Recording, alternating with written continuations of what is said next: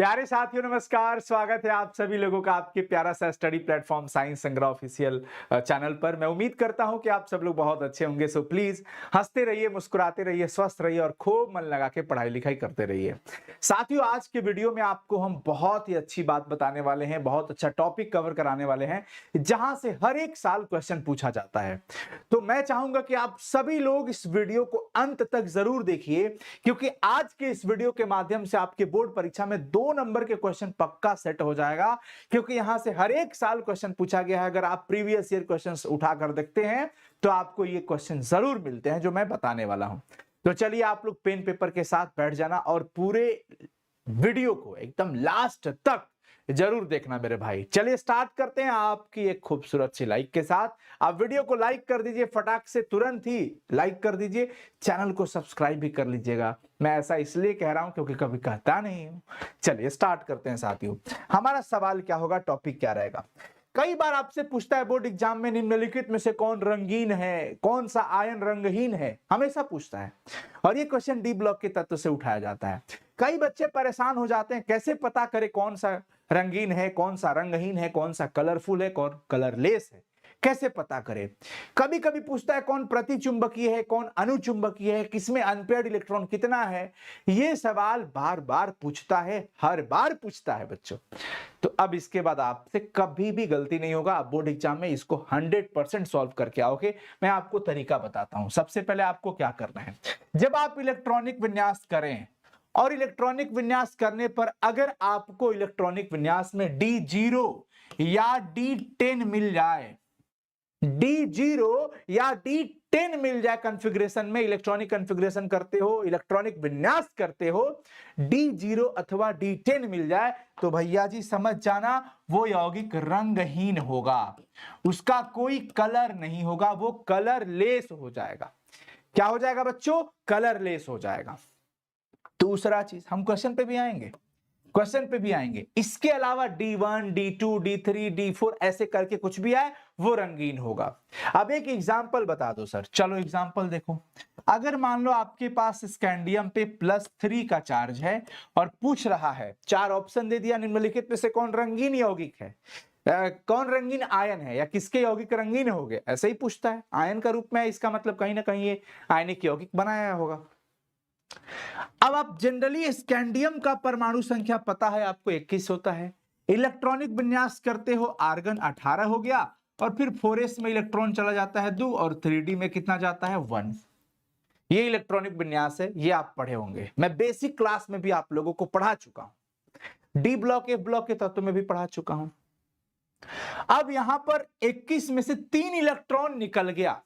बच्चों जब 3 इलेक्ट्रॉन निकलता है तो इसका इलेक्ट्रॉनिक विन्यास क्या आता है। अब 3 कहां से निकलेगा, 4s से पहले 2 इलेक्ट्रॉन निकल जाएगा, फिर 3d से 1 निकल जाएगा। तो यहां पर 4s पर कितना बच गया 0 और 3d पर भी क्या बच गया बच्चों 0। कैसे कि 2 और 1 तीनों चला गया 3+ में।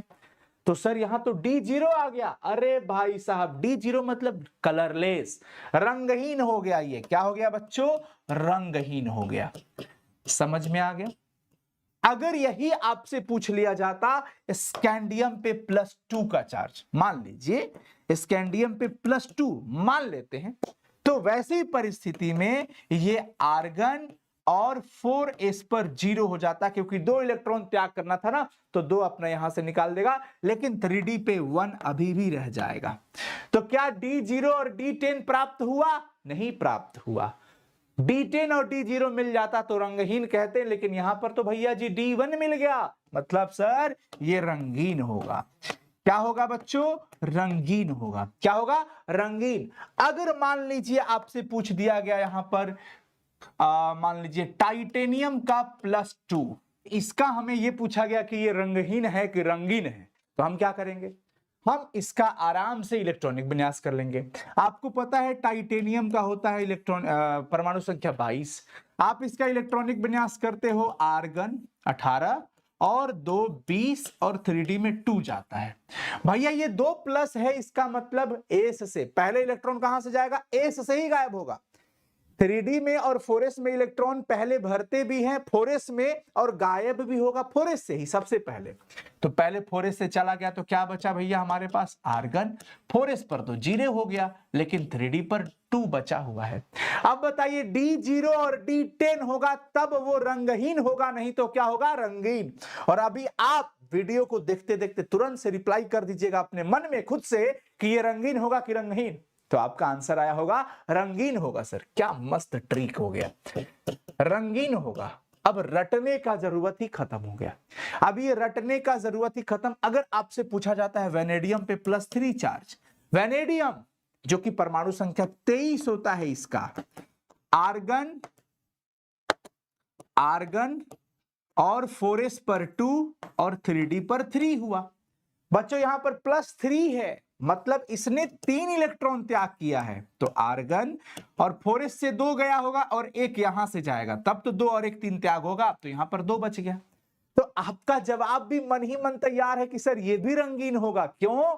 क्योंकि सर इसमें भी D2 कॉन्फ़िगरेशन आ गया और अनपेयर्ड इलेक्ट्रॉन का होना ही यह बताता है कि यह dd संक्रमण करेगा, dd ट्रांजिशन होगा इसमें, जिसके वजह से यह यौगिक अपना रंगीन बनाएगा, अपना रंगीन यौगिक बनाएगा। तो मुझे लगता है कि आपको रंगीन और रंगहीन करने में अब कोई दिक्कत नहीं होगा। अब आप इसकी पहचान आसानी से कर सकते हैं। लेकिन सिर्फ इतना ही नहीं है आज के वीडियो में, अभी हम और भी सीखेंगे। अभी इसके अलावा अभी हमें यह सीखना है कि अगर किसी भी तत्व का इलेक्ट्रॉनिक विन्यास करने पर अगर हमें अयुग्मित इलेक्ट्रॉन मिलता है, अयुग्मित इलेक्ट्रॉन यानी कि अनपेयर्ड इलेक्ट्रॉन अगर बच्चों मिलता है, तब तक वीडियो लाइक कर लीजिए। अयुग्मित इलेक्ट्रॉन यानी कि अनपेयर्ड इलेक्ट्रॉन अगर है उसमें इलेक्ट्रॉनिक विन्यास करने पर, किसी भी तत्व के पास अगर अनपेयर्ड इलेक्ट्रॉन है तो वह अनुचुंबकीय होगा। क्या होगा बच्चों? अनुचुंबकीय यानी कि पैरामैग्नेटिक होता है, अनुचुंबकीय होगा, अनुचुंबकीय होगा। और अगर अयुग्मित इलेक्ट्रॉन नहीं होगा, युग्मित इलेक्ट्रॉन होगा, युग्मित मतलब पेयर, जोड़ा, युग्मित इलेक्ट्रॉन अगर होता है, क्या होता है? युग्मित इलेक्ट्रॉन यानी कि पेयर्ड इलेक्ट्रॉन अगर होता है, पेयर्ड इलेक्ट्रॉन है तो वह प्रतिचुंबकीय यानी कि डायामैग्नेटिक होगा, प्रतिचुंबकीय होगा। बच्चों यहां से भी सवाल पूछा जाता है, यहां से भी सवाल जो है हर एक साल पूछा जाता है। अब जैसे सवाल क्या पूछेगा? सवाल पूछा जाएगा कि भाई बता दीजिए Zn+2 प्रतिचुंबकीय है कि अनुचुंबकीय है। हम क्या करेंगे? Zn का इलेक्ट्रॉनिक विन्यास कर लेंगे, 30 होता है। जनरली आपको पता है आर्गन 18 बच गया 12, 4s में 2 और 3D में 10। बच्चों D 10 हो गया, D क्या हो गया? 10। अब यहां पे +2 है मतलब इसने अपना 2 इलेक्ट्रॉन त्याग किया होगा। +2 का मतलब 2 इलेक्ट्रॉन त्याग किया होगा, +3 का मतलब 3 इलेक्ट्रॉन त्याग किया होगा, 4+ का मतलब 4 इलेक्ट्रॉन त्याग किया होगा। अब यहां पर जब आप इलेक्ट्रॉनिक विन्यास इसका करेंगे तो क्या होगा? आर्गन 2+। तो आप यहीं पर थोड़ा देर वीडियो को पॉज करिए और सोचिए कि ये 2 इलेक्ट्रॉन कहां से निकला होगा, 4s से निकला होगा कि 3D से निकला होगा? तो आपका जवाब होगा कि सर 4s से निकला होगा, क्योंकि पहले इलेक्ट्रॉन 4s में ही प्रवेश करता है और 4s से ही पहले निकलेगा भी, यानी पहले इलेक्ट्रॉन 4s से ही निकलेगा। तो 2 निकल गया, 2 का जरूरत भी था, तो यहां पर 4s अपना 0, लेकिन 3D में तो अभी भी 10 है। हमने ये देखा कि सर D10 है, पेयर्ड है कि अनपेयर्ड, ये कैसे पता करें? तो D का मतलब क्या होता है बालक? D का मतलब हो जाता है बच्चों, आपको ये पता करना होगा कि D में कितने इलेक्ट्रॉन भरे जा सकते हैं। तो आपको पता है ये बात, 1 2 3 4 5 ऑर्बिटल होता है ना, और एक ऑर्बिटल में आप मैक्सिमम कितना इलेक्ट्रॉन भर सकते हैं? 2 ही भर सकते हैं जी। तो इसका 1 2 3 4 5। अगर ऐसे रहता तो सब सिंगल सिंगल है, यानी कि अनपेयर्ड है, लेकिन 10 गो है तो 5 के बाद छठा, 7वां, 8वां, 9वां और 10वां, 10 इलेक्ट्रॉन भर दिया। 10 इलेक्ट्रॉन भरने के बाद हमने देखा कि सर इसमें तो कहीं सिंगल बचा ही नहीं। ए सर जी ये तो सब पेयर्ड इलेक्ट्रॉन हो गया जी, अनपेयर्ड तो है ही नहीं इसमें, यानी सबके सब पेयर्ड। पेयर्ड मतलब पी से पेयर्ड और पी से प्रतिचुंबकीय। ठीक है, पेयर्ड मतलब प्रतिचुंबकीय। और इंग्लिश मीडियम वाले बच्चे डीपी याद रखना, डी से डायामैग्नेटिक, पी से पेयर्ड। हाय हाय हाय, डीपी, डी से डायामैग्नेटिक, पी से पेयर्ड। अनपेयर्ड होगा तो अयुग्मित, लेकिन अनपेयर्ड तो नहीं है, इसका मतलब ये क्या हो गया बच्चों, प्रतिचुंबकीय हो गया। ये क्या हो गया बच्चों, प्रतिचुंबकीय हो गया, क्योंकि इसके पास अनपेयर्ड इलेक्ट्रॉन है ही नहीं। अब सोचो क्या इसका यौगिक रंगीन होगा कि नहीं, तो हम कहेंगे सर इसमें तो D10 कॉन्फ़िगरेशन आ गया, तो D0 और D10 वाला तो रंगहीन होता है, कलरलेस होता है। तो इसके साथ साथ ये भी सीख गए हम कि ये क्या होगा, रंगहीन होगा। क्या होगा बच्चों, रंगहीन होगा। अगर मैं आपसे कहता हूं कि ये बताओ Mn+2 का जरा बताना, Mn+2 का, कि ये अनुचुंबकीय है कि प्रतिचुंबकीय है। तो Mn का परमाणु संख्या क्या होता है बच्चों, 25 होता है। Mn का परमाणु संख्या क्या होता है, 25। इलेक्ट्रॉनिक विन्यास करोगे, आर्गन 18 हो गया, 4s2 20 और 3d पे 5 होता है। अब Mn पे +2 चार्ज है, मतलब इसने 2 इलेक्ट्रॉन अपना त्याग किया है। अब ये 2 इलेक्ट्रॉन कहां से गया होगा, पॉज करो वीडियो और तुरंत से अपने रिप्लाई करो अपने मन में कि भाई आपका जवाब क्या हो रहा है, 4s से जाएगा, क्योंकि पहले इलेक्ट्रॉन 4s से ही जाएगा।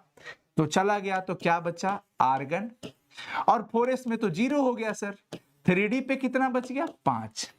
अब 5 बच गया तो यहां पर 5 का मतलब तो आपको पता ही है क्या होगा, यहां पर 5 का मतलब 5 अपने पास सिंगल सिंगल ही तो इलेक्ट्रॉन होंगे, 1 2 3 4। अब इसमें 5 इलेक्ट्रॉन भरना है, 1 2 3 4 और ये 5। तो प्यारे बच्चों यहां पांचों के पांचों सिंगल आ गए, यानी 5 अनपेयर्ड इलेक्ट्रॉन आ गया। अनपेयर्ड का होना मतलब अयुग्मित है, अयुग्मित इलेक्ट्रॉन है, मतलब ये अनुचुंबकीय कहलाएगा। ये क्या कहलाएगा बच्चों, अनुचुंबकीय कहलाएगा। ये क्या कहलाएगा प्यारे साथियों, अनुचुंबकीय। तो अनुचुंबकीय और प्रतिचुंबकीय की पहचान आपने कर लिया। दूसरा चीज, एक होता है बच्चों चुंबकीय आघूर्ण का मान पूछता है। किसका मान पूछता है, चुंबकीय आघूर्ण का मान। ये पूरा इसी में खत्म कर लो। मैग्नेटिक मोमेंट का मान पूछता है, जिसको बोर मैग्नेटन में आप इसको क्या करते हो, व्यक्त करते हो। म्यू का वैल्यू होता है √n × n+2, जहां पर n जो होता है बच्चों अनपेयर्ड इलेक्ट्रॉन का नंबर होता है, अयुग्मित इलेक्ट्रॉन की संख्या, अयुग्मित इलेक्ट्रॉन की संख्या है ये क्या है बच्चों, अयुग्मित इलेक्ट्रॉन की संख्या है। अब यहां पर नंबर ऑफ अनपेयर्ड इलेक्ट्रॉन, जितना ज्यादा n का मान होगा उतना ही ज्यादा म्यू का वैल्यू होगा। अब मान लो अगर हम Mn+2 के लिए म्यू हमसे पूछा जाता है, तो Mn+2 के लिए n का मान हमने कितना निकाला है, n का मान 5 आ गया है। अनपेयर्ड इलेक्ट्रॉन का नंबर कितना हो गया इसमें, 5। तो हम यहां पर क्या रख देंगे बच्चों, 5 रख देंगे। म्यू निकाल लेते हैं, √ फॉर्मूला है n × n+2। हमने यहां पर रखा 5 × 5 प्लस में 2, तो 5 + 2 7 5 35, √35 आ गया। अब इसका वर्गमूल निकालोगे, 50 25 99 81, 5.92 के आसपास में लगभग ये आ जाएगा। लगभग ये वैल्यू इतना हो जाएगा, 35 का लगभग में आ गया। अब सोचना है आपको कि म्यू का मान इतना आ गया, और जितना ज्यादा n का वैल्यू होगा उतना ज्यादा म्यू का वैल्यू होगा। जितना ज्यादा n का वैल्यू होगा उतना ज्यादा म्यू का वैल्यू होगा। कभी कभी ऑब्जेक्टिव सवाल ऐसे पूछ देता है, निम्नलिखित में से किसमें अनपेयर्ड इलेक्ट्रॉन की संख्या ज्यादा है। तो अनपेयर्ड इलेक्ट्रॉन की संख्या किसमें ज्यादा है, जिसका म्यू का मान सबसे ज्यादा होगा। अब अगर म्यू का मान दिया है, अनपेयर्ड आपसे पूछता हो कि भाई म्यू का मान इतना है, इसमें कितने अनपेयर्ड है, तो दशमलव के बाद वाला अंक को हटा देना, 5 इसमें क्या हो गया बच्चों, अनपेयर्ड इलेक्ट्रॉन की संख्या हो गई। अगर आपसे पूछा जाता है कि यदि म्यू का मान 2 या 1.73 है तो अनपेयर्ड इलेक्ट्रॉन की संख्या कितनी है, अनपेयर्ड इलेक्ट्रॉन की संख्या कितनी है। तो हम कैसे निकालेंगे, अब जाके उल्टा वर्गमूल तो नहीं करेंगे, इसका हटाओ, इधर स्क्वायर करो, गुना भाग करो, बस देख लिया कि 1.73 है म्यू का मान, तो इसमें अनपेयर्ड 1 होगा। पॉइंट के बाद वाला अंक को हटा दीजिए, ये मैं पढ़ाया भी हूं आप लोगों को, पॉइंट के बाद वाला अंक क्या कर दीजिए, आप उसमें से हटा दीजिए। तो आप आसानी से चुंबकीय आघूर्ण भी निकाल सकते हैं किसी भी आयन के लिए, किसी भी आयन के लिए आप आसानी से पता कर सकते हैं कि कौन कलरफुल होगा और कौन कलरलेस होगा, यानी कौन सा रंगीन होगा और कौन सा रंगहीन होगा, और कौन अनुचुंबकीय होगा और कौन प्रतिचुंबकीय होगा।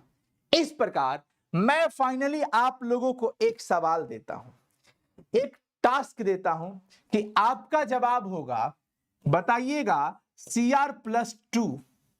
Cr+2 क्या होगा। आपको जवाब क्या देना है, पहला क्रम में ये अनुचुंबकीय है या प्रतिचुंबकीय। आप लोग कमेंट सेक्शन में सभी लोग कमेंट करिएगा, अनुचुंबकीय है कि प्रतिचुंबकीय है। पहला सवाल, अनुचुंबकीय है कि प्रतिचुंबकीय, पहला सवाल। दूसरा सवाल कि इसमें यौगिक जो इसके साथ होगा वो रंगीन होगा या रंगहीन होगा, ये मैं क्वेश्चन पूछ रहा हूं, और आप इसका म्यू का मान भी बताएंगे। म्यू के साथ साथ आप इसमें नंबर ऑफ अनपेयर्ड इलेक्ट्रॉन भी बताएंगे। ये रहा आपका HW टास्क। पूछता है कौन, साइंस संग्रह। हम पूछ रहे हैं बच्चों आपसे ये सवाल, आप सब लोग कमेंट सेक्शन में बताना कि Cr+2 अनुचुंबकीय होगा कि प्रतिचुंबकीय होगा, रंगीन होगा कि रंगहीन होगा, म्यू का वैल्यू क्या होगा, एन का वैल्यू क्या होगा। प्यारे साथियों, अगर ये कॉन्सेप्ट बहुत अच्छा लगा होगा तो प्लीज इस वीडियो को अपने सभी दोस्तों को शेयर कर दीजिएगा, कमेंट में इसका भी रिप्लाई कर दीजिएगा, और इस वीडियो के होने वाले फायदे का, भाई कैसा लगा मतलब ये आपको वीडियो, ये भी आप रिप्लाई कर दीजिएगा। और प्लीज चैनल को सब्सक्राइब कर लीजिएगा, क्योंकि एग्जाम तक ऐसे ही भौकाल कंटेंट आप तक पहुंचाएंगे हम सब लोग। All the best, thank you so much साथियों, मिलते हैं फिर अगली क्लास में, तब तक के लिए बहुत बहुत शुक्रिया। कमेंट करके इस क्वेश्चन का जवाब जरूर दे दीजिएगा, और ये भी बताइएगा कि ये वीडियो कैसा लगा। ज्यादा से ज्यादा संख्या में लाइक करिए, ज्यादा से ज्यादा संख्या में शेयर करिए इस वीडियो को अपने दोस्तों तक, ताकि हम लोगों का मनोबल बढ़ता रहे, और कमेंट जरूर करके बताना ताकि हमें यह विश्वास हो जाए कि आपने इस क्वेश्चन को टच किया, आपने इस क्वेश्चन को सॉल्व किया, और फाइनली आपने सही सही जवाब दिया कि नहीं, ये हम चेक करेंगे। चलिए, all the best, bye, take care साथियों, मिलते हैं फिर अगले सेशन में, तब तक के लिए बहुत बहुत शुक्रिया।